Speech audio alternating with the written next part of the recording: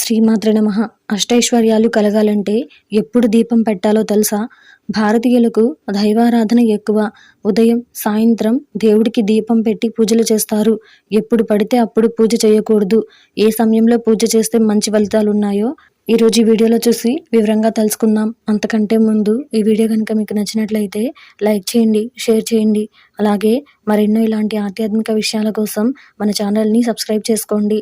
ఇంకా విషయంలోకి వెళ్తే, దీపారాధన ఉదయం, సాయంత్రం 2 సమయాలలో చేయడం మంచిది. తెల్లవారుజామున, సాయంత్రం ఇలా 2 గడియల్లో దీపారాధన చేస్తే మంచి ఫలితాలు కనిపిస్తాయి. సూర్యోదయానికి ముందు అంటే 3 నుంచి 6 గంటల లోపు సమయాన్ని అమృత గడియలుగా భావిస్తారు. ఎవరైతే సూర్యోదయానికి ముందు పూజ చేస్తారో వారికి శుభ ఫలితాలు ప్రాప్తిస్తాయి. సూర్యోదయం ముందు పూజ చేస్తే విష్ణుమూర్తి అనుగ్రహం లభిస్తుంది.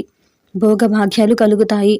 సాయంత్రం సూర్యాస్తమయమైన తర్వాత ఇంట్లో తులసి కోట వద్ద దీపారాధన చేస్తే ఉత్తమ ఫలితాలు కలుగుతాయి.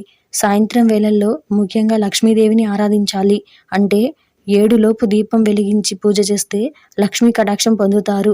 అలాగే ముఖ్యంగా ఉదయం, సాయంత్రం వేళల్లో దీపారాధన చేయడం మంచిది. సాయంత్రం పూజ చేయడానికి కుదరని వారు ఉదయం చేసినా మంచి ఫలితం ఉంటుంది. సాయంత్రం దీపం పెట్టిన వాళ్ళు గుమ్మానికి ఇరువైపులా పెట్టడం కూడా మంచిదే.